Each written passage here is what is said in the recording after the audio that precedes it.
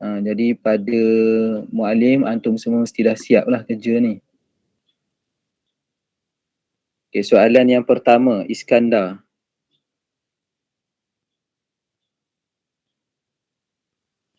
Peristiwa Isra' dan Mi'raj berlaku pada 27 Rajab Ba. Berlaku pada 27 Rejab. Okay, jawapannya ialah Ba. Jadi semak jawapan antum masing-masing. Kalau betul right, kalau salah pangkah dan nanti buat pembetulan dalam buku tulis. Okay, soalan kedua. Awal Rizvi. Soalan kedua, Malim. Rasulullah SAW menerima wahyu pertama di Gua Hira. Okey, di Gua Hira. Alhamdulillah. Okey. Jawapannya ialah ba. Jadi kalau antum perasan soalan nombor 2 ni, buka buku surat berapa? soalan nombor 2 ni sangatlah popular. Pastikan antum ingat di mana lokasi Rasulullah SAW menerima wahyu. Malim, buku surat berapa? Masuk lambat, tak bagi salam dan terus je potong mak dia cakap. Jadi kalau masuk lambat macam tu, sekurang-kurangnya tulislah bagi salam dekat chat tu dan tanya soalan di chat. Jadi adab kena jaga maklim baru cakap dengan kawan-kawan antum ni, antum ada markah PBD. Pentaksiran bilik darjah. Dan antara yang menyumbangnya ialah markah adab antum ketika dalam kelas. Kita tengok muka surat 23. Jaga adab dalam kelas kalau tidak markah PBD antum rendah nanti.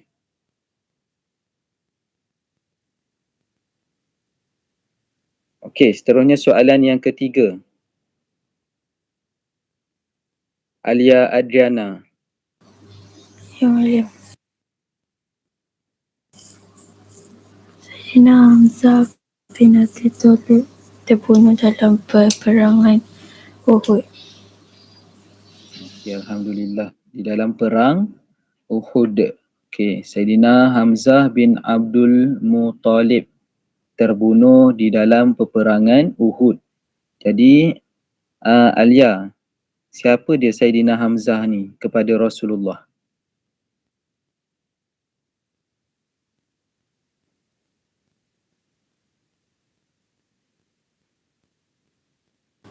Cuba tengok nama ni. Yang ni nama siapa? Abdul Muttalib.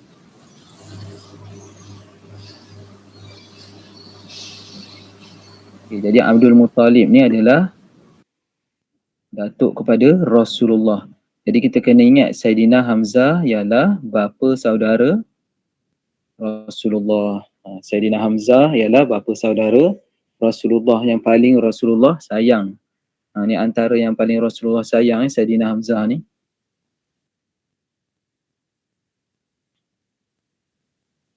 Okey. Jadi Saidina Hamzah ni dibunuh oleh Hindun. Di mana di dalam riwayatnya Saidina Hamzah ni dibunuh dengan dibelahkan perutnya dan diambil hatinya oleh Hindun. Tapi Hindun tu kemudiannya mati.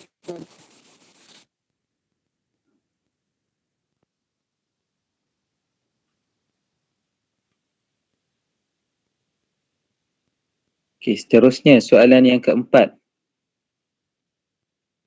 Ryan Al-Fatih.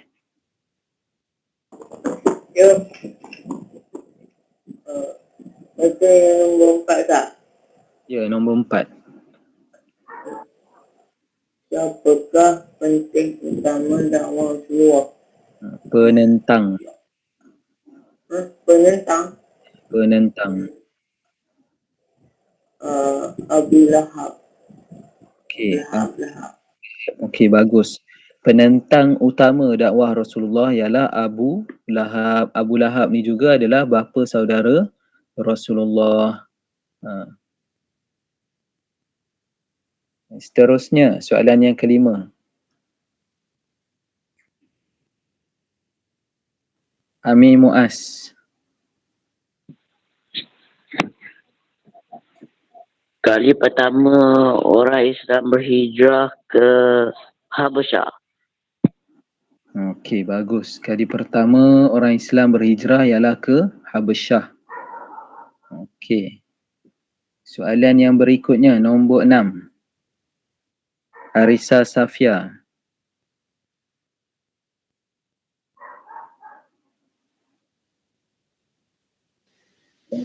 Siapakah antara berikut yang enggan memberi zakat?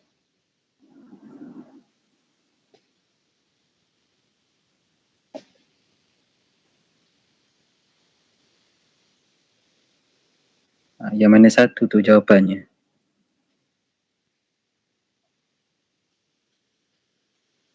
Yang enggan membayar zakat ataupun enggan memberi zakat.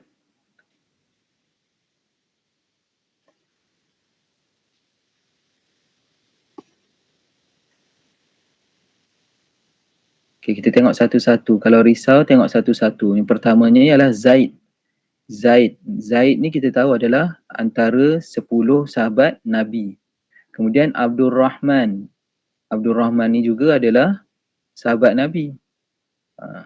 Okey, kemudian Abdullah. Dan tentulah bukan. Abdullah ni adalah bapa kepada Rasulullah SAW. Jadi siapa di sini kalau antum perasan yang rasanya macam tak kenal namanya? Ataupun antum lupa, katalah antum lupa. Jadi yang antum rasa macam tak jarang dengar namanya ialah Sa'labah. Okey, bagus. Jawapannya ialah ba. Jadi untuk Sa'labah ni antum tambahkan titik di atasnya. Dia sebenarnya ejaan dengan huruf sa. Sa nipis tu. Sa'labah. Dia bukan ta'labah. Dia Sa'labah. Huruf sa situ, betulkan. Okey, yang berikutnya soalan nombor 7. Abdullah Hazim.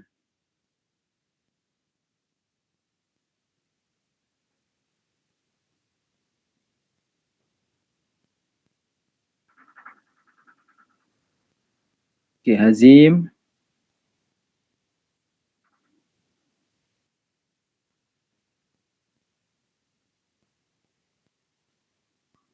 Ada tak ni Abdullah Hazim?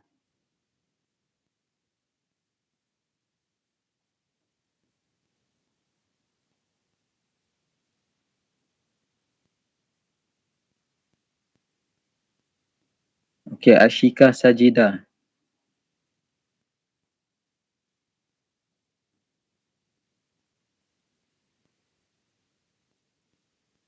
Dia tulis cek subuh.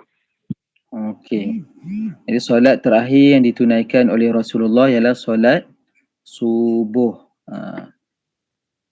Solat terakhir sebelum Rasulullah SAW meninggal ialah solat subuh. Okey, bagus. Jawapannya ialah alif. Seterusnya nombor 8. Alia Zahra.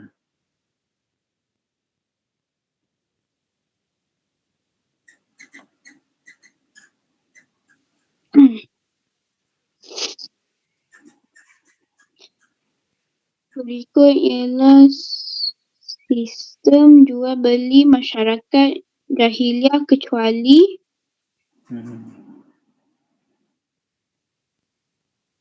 adil. Okey, bagus. Kecuali adil. Sistem jual beli masyarakat jahiliah. Dia bukannya sistem yang baik. Jadi sistemnya kita tahu mereka selalu melibatkan riba, berlakunya kezaliman dan penipuan. Jadi yang mana yang tak ada dalam sistem jual beli mereka ialah adil. Maknanya zaman mereka hidup tu semua orang teraniaya. Maknanya saling menganiaya antara satu sama lain. Dia punya pasar raya dia kalau pergi mesti ada je kena tipu, kena zalim, kemudian melibatkan riba. Riba ni biasanya di dalam urusan pinjaman. Dia bagi pinjam RM5, dia minta bayar RM10. Kalau tak bayar RM10, dia akan pukul. Dia sama macam alung. Kalau di Malaysia ni dipanggil alung. Okey, seterusnya nombor 9. ad-din. Ya, Maklim. Okey, nombor 9. Muazzin di zaman Rasulullah sallallahu alaihi wasallam ialah Bilal bin Rabah. Okey, bagus. Bilal bin Rabah. Jadi Bilal ni juga adalah antara soalan yang popular dalam antum punya soal ni UPKK. Pusing-pusing biasanya, bukan biasanya, pastinya pusing-pusing je soalan yang sama. Cuma nanti bila kita dah habis buku koleksi soalan UPKK, kita akan tengok pada buku baru antum. Buku Latih to Be, UPKK Sirah Rasulullah yang warna pink. Habis yang ni kita akan tengok pada buku warna pink. Sebab antum nanti tahun ni tak ada UPKK tapi akan digantikan dengan periksa lain. Periksa tu nanti akan ikut format dalam buku Latih to Be UPKK. Dan apa yang masuk dalam tu ialah pelajaran dan silibus yang sama dengan yang antum tengah buat ni. Sama je silibus dengan UPKK biasa. Jadi yang ni kita target kalau boleh habiskan semualah kita semak ni sampai muka surat 27. Okey, kita pergi pada soalan 10. Iskandar Zulkarnain. Dalam perjanjian Hudaibiyah, senjata akan dilaksanakan selama 10 tahun. Jawapannya Jim, genjatan. Okey, genjatan. Okey, bagus. Gencatan. Gencatan senjata. Okey, kemudian kita pergi kepada soalan 11 hingga soalan 15. Padankan kumpulan alif dengan kumpulan ba berkaitan peristiwa dan tempat. Berkaitan peristiwa dan tempat. Maknanya dia nak apa? Belah kanan ni dia bagi peristiwa, belah kiri dia bagi tempat. Jadi yang soalan yang macam ni kadang-kadang orang confuse. Mari tengok pelajar murid biasa confuse di sini. Dia pelik apa yang nak kena sambung alif dengan ba. Jadi kita akan tengok di atas ni. Pastikan bila baca soalan antum tengok di sini. Berkaitan peristiwa dan tempat, ini kata kunci dia. Supaya antum tak confuse. Okey, kita pergi soalan 11. Khawarizmi. Ya, Maklim. Soalan 11. Wahyu pertama diturunkan jawapan anak Mekah. Anak Lori ke Mekah. Bukan, gariskan. Gariskan. Jangan lorek pula. Okey. Jawapannya ialah Mekah. Soalan ni tadi Abdullah Hazim. Soalan ni juga tadi Khawarizmi dah jawab dah sebenarnya dalam soalan objektif. Soalannya sama je apa dia. Dia tanya soalan pada objektif ialah di manakah wahyu pertama diturunkan. Jadi wahyu pertama diturunkan di mana tadi? Kawah. Di Gua Hira. Di Gua Hira. Jadi Gua Hira ni di Mekah. Ini mudah je nak ingat Rasulullah ialah orang Mekah. Rasulullah ialah orang Mekah bukan orang Madinah. Jadi antum kena ingat apa-apa peristiwa tentang Rasulullah sewaktu awal-awal kerasulan mesti berlaku di Mekah. Okey, seterusnya soalan 12 Alia Adriana. Masjid An-Nabawi terletak di Madinah. Okey, bagus. Masjid An-Nabawi terletak di Madinah. Okey, antum pastikan garis guna pembaris. Yang ni Maklim tak boleh nak guna pembaris. Sebab pembarisnya ni dah ada angle. Dia dah set angle. Tak lepas. Okey, soalan 13. Ryan Al-Fatih.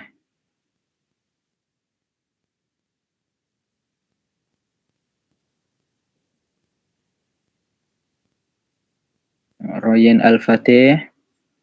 Soalan 13. Maklim, Fatih left sebab dia line delay. Put. Oh, okey. Okey, tak apa. Okey, Amir Muaz, nombor 13.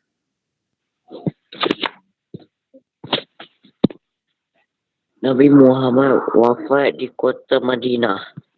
Okey. Rasulullah sallallahu alaihi wasallam wafat di kota Madinah.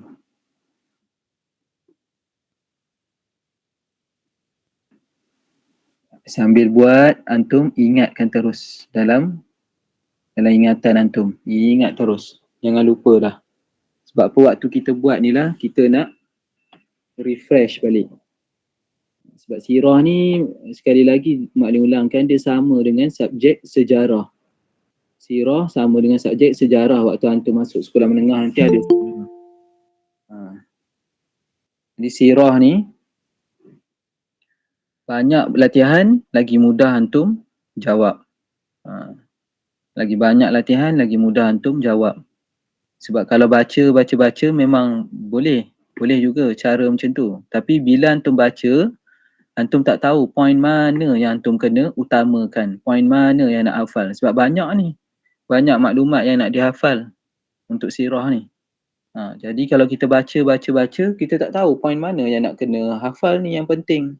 Jadi macam mana nak tahu poin mana yang kena hafal, yang penting ialah tengok soalan.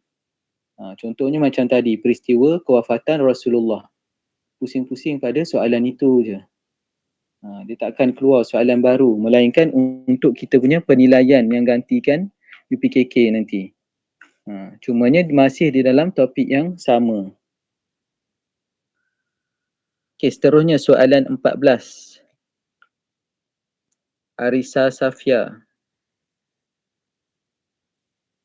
Baitullah terletak di Mekah.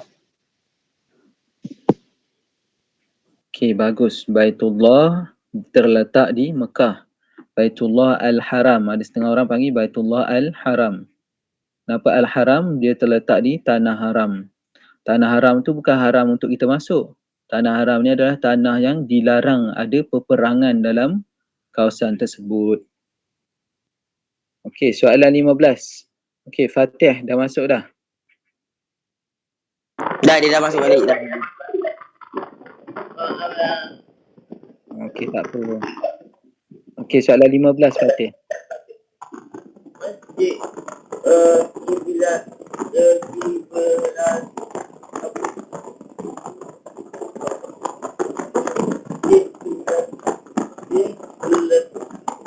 kiblat ni terletak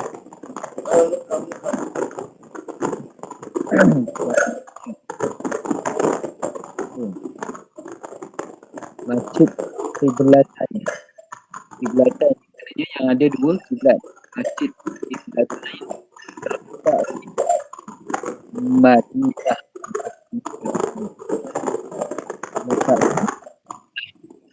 Jadi kalau antum tengok soalan ni jarang-jarang keluar. Jarang-jarang keluar soalan ni. Ingat, Masjid Kiblatain terletak di Okey, kita pergi pada muka surat 25. Okey, muka surat 25. Soalan 16 hingga soalan 20. Gariskan pada jawapan yang betul. Kalau Mu'alim laju sangat, antum bagi tahu sebab kita kalau boleh nak habiskan ni. Okey, soalan 16. Akilah.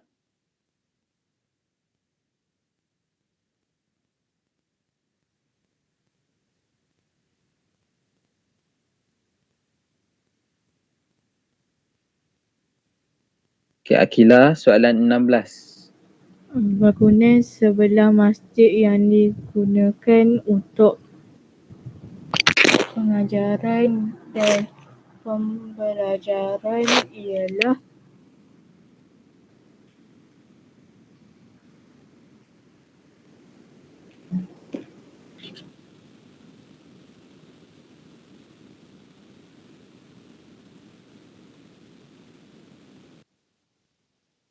Apa dia? Soalan ni ada dalam antum punya trial UPKK. Cuma dalam antum punya trial UPKK tu, soalan tu ada kesalahan ejaan.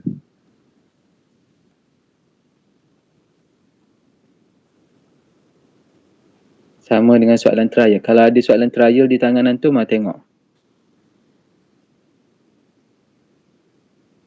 Sama dengan soalan trial, cumanya soalan trial tu dia ada salah ejaan.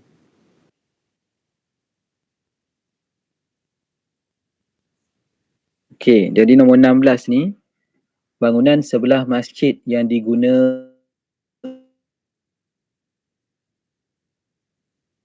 jawapan dia as-suffah. Okey, as-suffah. Mak ni punya ni terkeluar Sekejap.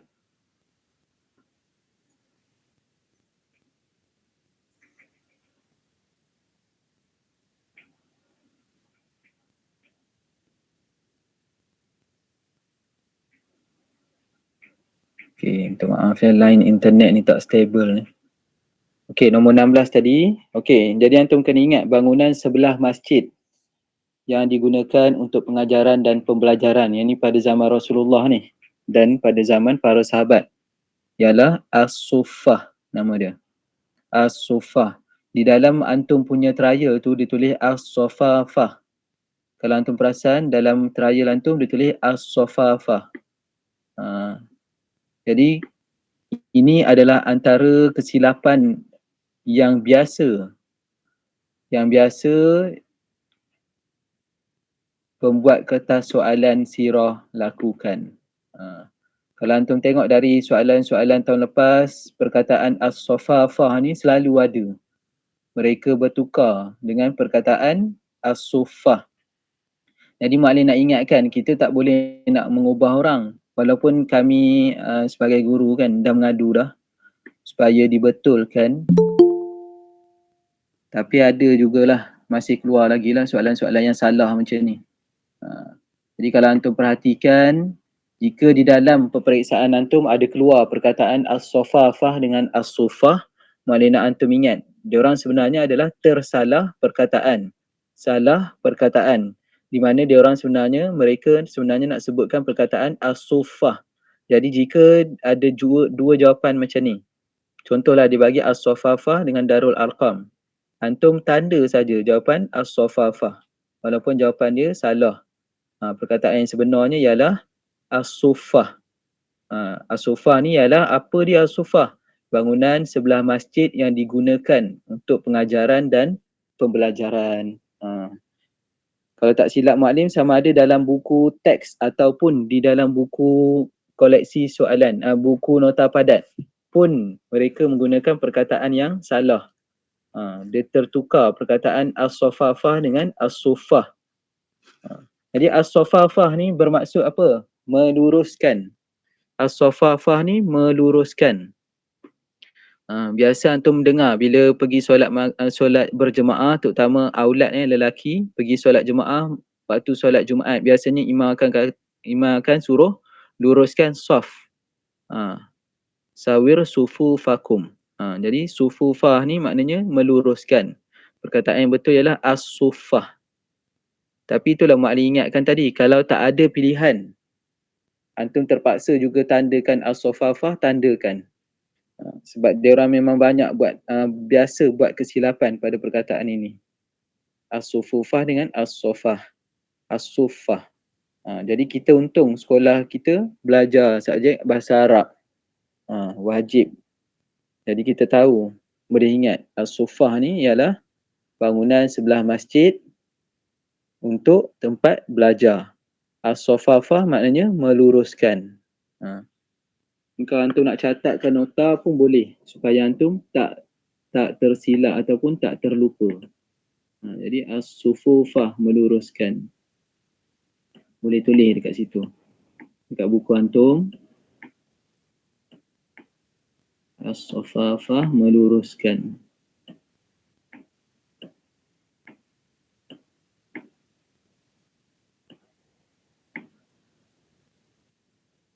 Okey. Selesai.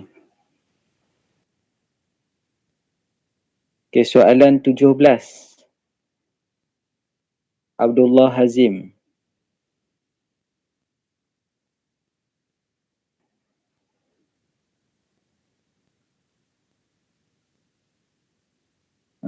Azim ni selalu mic-nya tak ni ya, sebab internetnya slow. Okey, Ashika Sajidah. Soalan 17.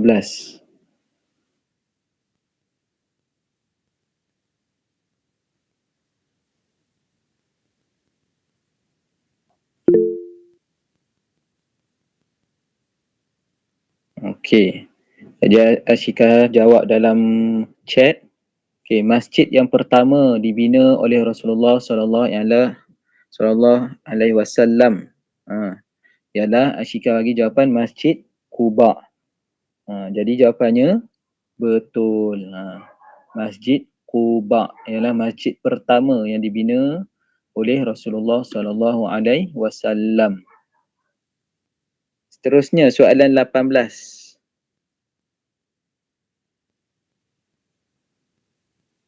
Alia Zahra.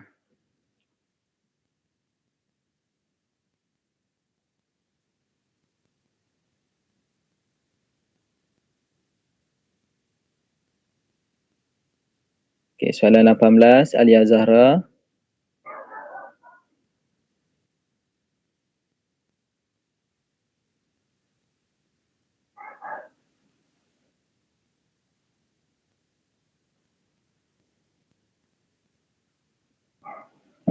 Tak ada ke ada tu? Okey, kita pergi pada orang lain. Soalan 18, Khawarizmi. Ya Malim. Tolong jawabkan soalan 18. Soalan 18. Hmm. Puasa difardukan pada tahun kedua Hijrah. Okey, bagus. Betul Kedua Hijrah. Bunyinya macam takut-takut nak jawab. Tapi betul jawapan tu Kawa. Okay, jadi Kawa terus ingat, puasa difardukan pada tahun kedua Hijrah. Okey. Soalan 19, Ad-Din. Ya, Malim. Soalan 19. Perundangan Islam mula diperkenalkan pada tahun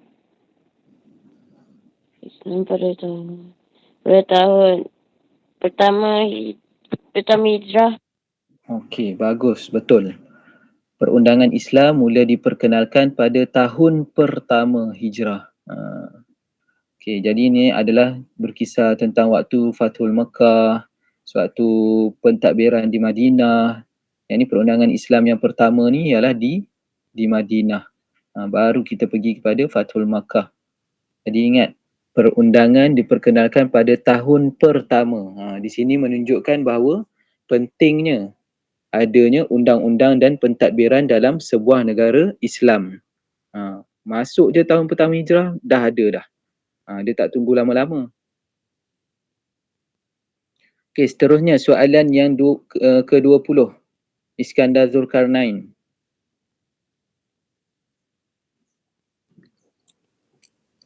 Khalifah Islam yang pertama ialah Abu Bakar As-Siddiq. Okey, Alhamdulillah. Bagus. Abu Bakar As-Siddiq. Yang ni antum baru belajar hari tu. Awal tahun waktu dalam silibus tahun 6. Okey, bagus. Okey, seterusnya soalan 2 hingga soalan 25. Lengkapkan tempat kosong berdasarkan jawapan yang diberi. Okey, soalan 21. Khawarizmi.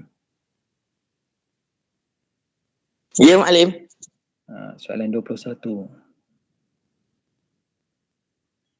Soalan 21. Mhm. Ketua tentera Islam ketika pembukaan kota Mekah ialah Rasulullah sallallahu alaihi wasallam. Okey, bagus. Rasulullah sallallahu alaihi wasallam. Jadi maknanya antum eja betul-betul perkataan tu pada ruangan jawapan. Rasulullah sallallahu alaihi wasallam. Okey. Katalah kalau antum tak tulis perkataan sallallahu alaihi wasallam yang kecil di belakang tu. Itu tak jadi masalah. Sebab apa? Setengah orang dia tak boleh nak tiru. Kan? Setengah pelajar dia tak boleh nak tiru perkataan yang di belakang tu. Rasulullah sallallahu alaihi wasallam.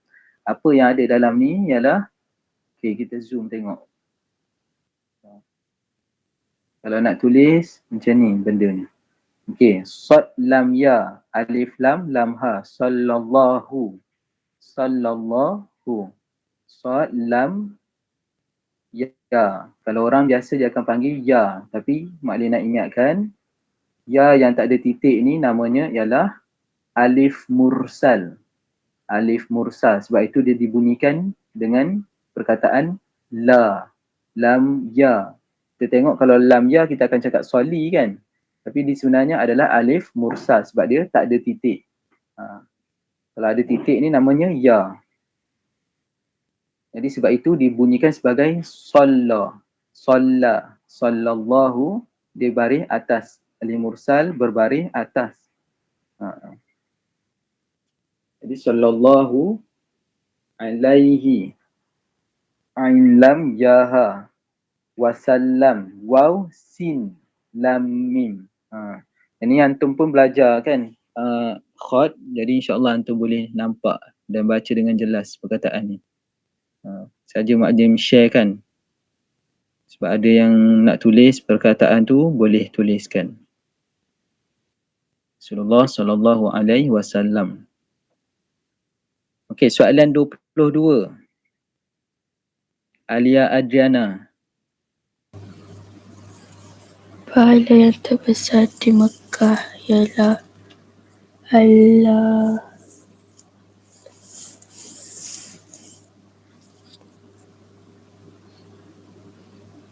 Itu Allat. Oh, Allah. Allat. Okay, jadi berhala yang terbesar di Mekah ialah Allat. Dah tak ada dah, jangan risau. Berhala ni dah pun dirobohkan sewaktu Fathul Makkah. Masuk dia dalam kota Mekah, Rasulullah sallallahu alaihi wasallam bersama para sahabat terus robohkan dan hancurkan semua berhala di sekeliling Kaabah ni. Okey, seterusnya. Soalan 23, Ryan Al-Fatih.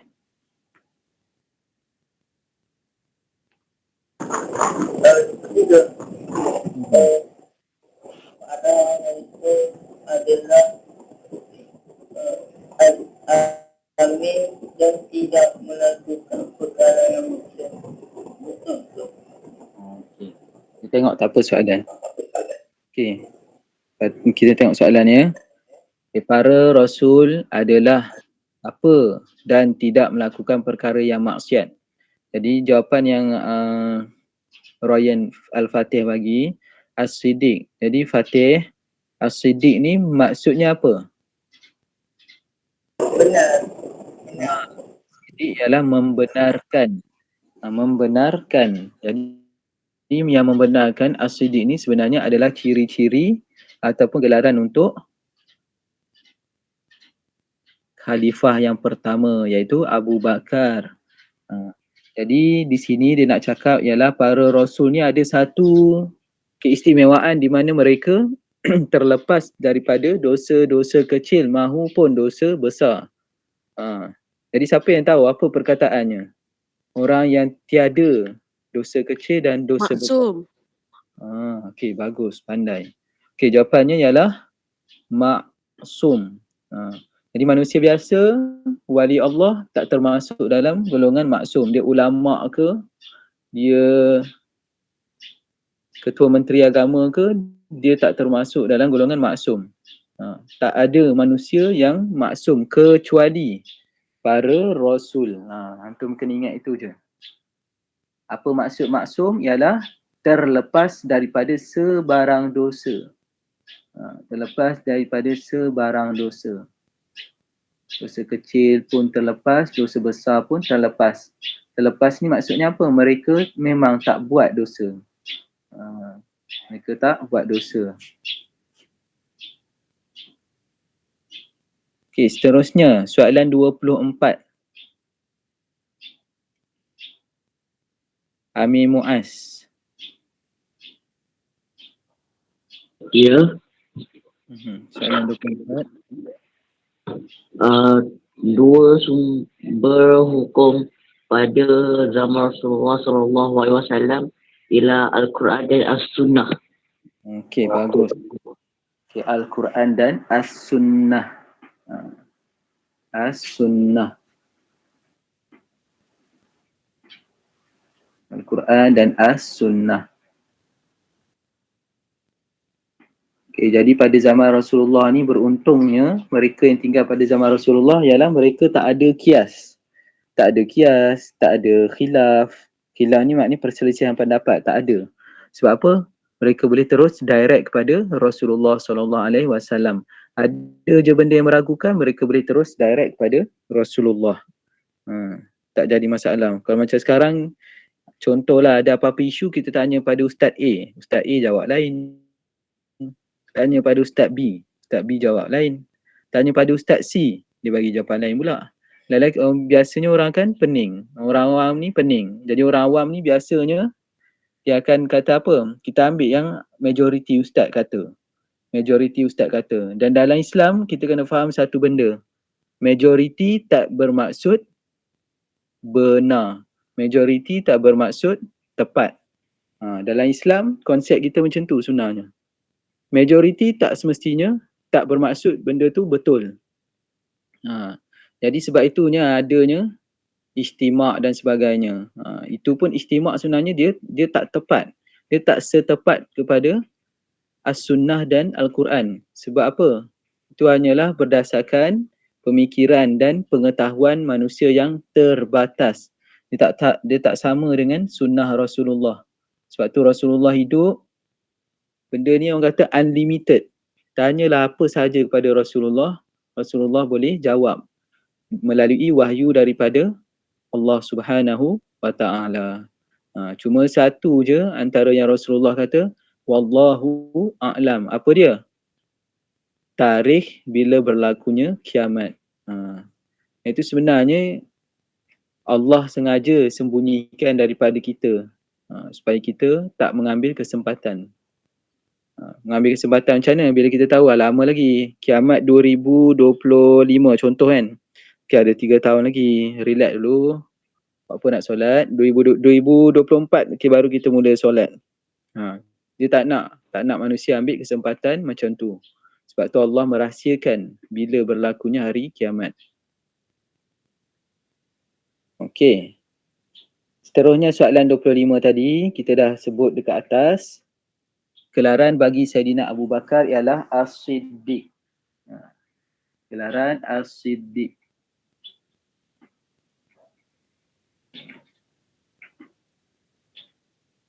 Okay, untuk gelaran-gelaran ni Muallim showkan antum untuk ingat ataupun hafal maksud gelaran tersebut. Sebab apa? Bila kita hafal dan ingat maksud dia, kita akan mudah untuk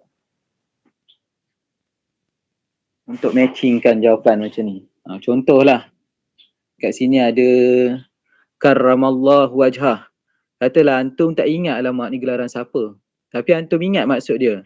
Karramallahu wajhah, yang dimuliakan wajahnya. Siapa dia? Ialah Saidina Ali bin Abu Talib. Jadi antum boleh mudah sebab antum ingat. Yang As-Siddiq, yang membenarkan. Siapa dia yang benarkan kalau lupa? Jadi bila antum ingatkan yang membenarkan, kita ingatlah kepada Saidina Abu Bakar. Sebab apa? Saidina Abu Bakar membenarkan peristiwa Isra' dan Mi'raj. Jadi kita tengok, di sinilah yang Muallim ulangkan ni. Kenapa di dalam Islam, di dalam konsep Islam, majoriti tak bermakna betul. Sebab contohnya masa peristiwa Isra' Mi'raj, majoriti manusia mengatakan Rasulullah tak waras. Hanyalah seorang sahaja yang percaya kepada Rasulullah, iaitu Saidina Abu Bakar As-Siddiq. Di situ salah satu bukti kenapa dalam konsep Islam majoriti tak bermaksud benar. Jadi di sini nampak satu-satunya manusia yang percaya pada Rasulullah. Sebab tu semua orang memulaukan Rasulullah dan mengatakan Rasulullah tak waras. Itu Saidina Abu Bakar. Dia bukan sahaja main-main macam kita dalam kelas tau. Macam kita dalam kelas ada orang cakap dia ni tak waras. Dia bukan main-main macam tu. Ni benda yang besar. Bila Rasulullah dituduh tak waras ni benda yang besar. Contohlah kalau ada orang tuduh Perdana Menteri kita tak waras dan benda tu di-announcekan dalam TV. Perdana Menteri kita dah jadi tak waras, jadi kita jangan percaya pada dia. Semua orang tahu. Semua orang tahu. Jadi benda ni ada satu keadaan yang menyedihkan Rasulullah. Satu keadaan yang besar. Jadi pada waktu itu tengah kecoh kata Rasulullah tak waras, Saidina Abu Bakar saja yang percaya pada Rasulullah. Jadi kita kena ingat betul-betul. Walaupun dengar macam main-main ni kan, dia bukan dalam situasi dalam kelas macam tu. Dia dalam situasi yang besar. Okey. Boleh tu semua? Boleh. Boleh. Okey, Alhamdulillah. Okey, jadi kita akan cuba habiskan sampai surat. Okey, tak apa, kita tengok dulu. Okey, soalan 26 hingga soalan 30 padankan. Okey, Amir Muaz. Soalan 26. Peristiwa dengan jenis perang. Bulan Syawal tahun ketiga Hijrah. Perang Uhud. Okey. Okey, perang Uhud. Perang Uhud berlaku pada bulan Syawal tahun ketiga Hijrah. Bulan Syawal ni bulan raya lah. Orang hari raya tapi berlakunya peperangan. Okey. Perang untuk mempertahankan Islam. Okey, seterusnya nombor 27. Arisa Safia.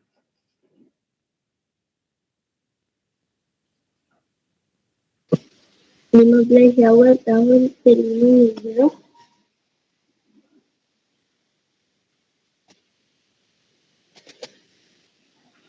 Perang apa? Dari perang Uhud 3 Hijrah. Yang 5 Hijrah ni adalah perang okey, bagus. Perang Khandaq. Okey. Okey, minta maaf ya ni tak lurus garisannya. Antum pastikan guna pembaris. Okey, nombor 28. Akilah.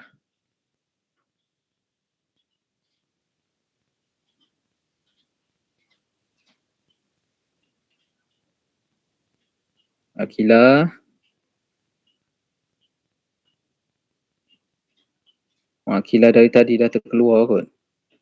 Okey, Ashikah Sajidah. Nombor 28. Bilangan tentera Islam 700 orang. 700. Jadi dalam perang apa? Bilangan orang Islam adalah seramai 700 orang.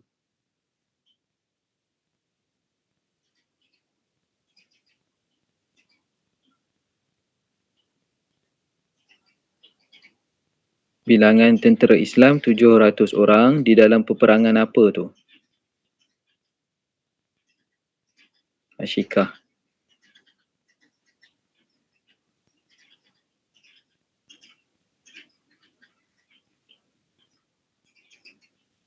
Ashikah masih ada ke tak ni dalam ni? Ke dah terkeluar dah?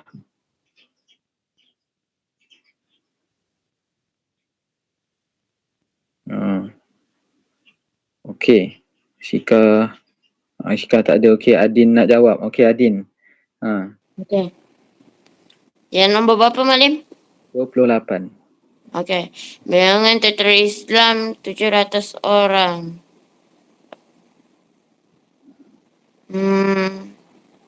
Perang Uhud. Okey, bagus Adin. Di dalam perang Uhud, bilangan tentera Islam seramai 700 orang. Okey. Seterusnya, Alia Zahra, nombor 29.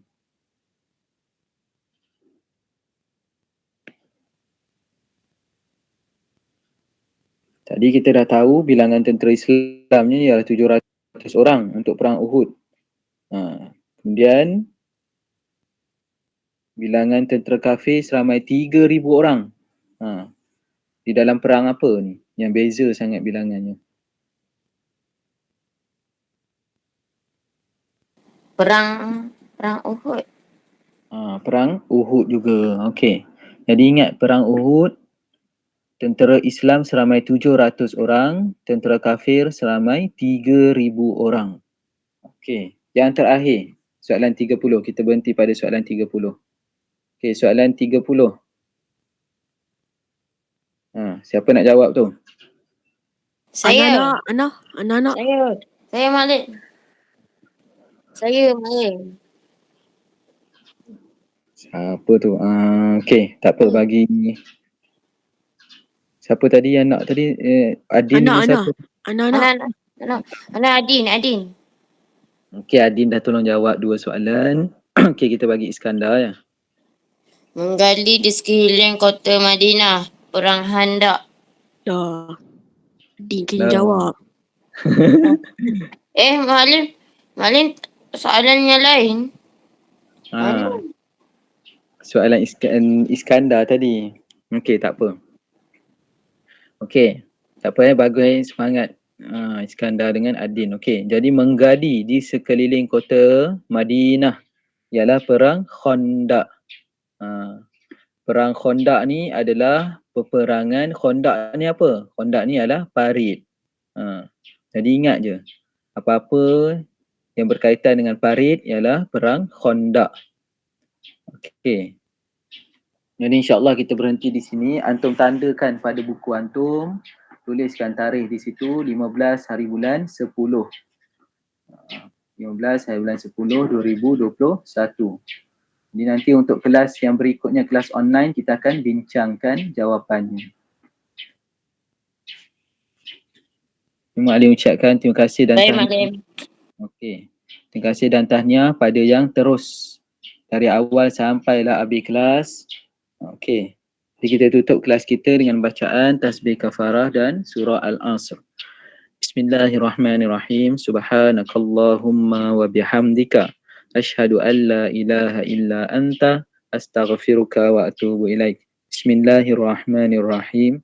Wal 'asr innal insana lafi khusr illa allazina amanu wa 'amilus solihat wa tawasaw bil haqq wa tawasaw bis sabr. Assalamualaikum warahmatullahi wabarakatuh. Waalaikumsalam warahmatullahi wabarakatuh. Ya Muallim Nazi.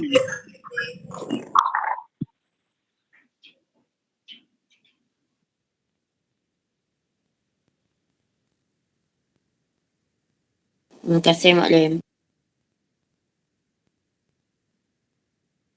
Okey, sama-sama.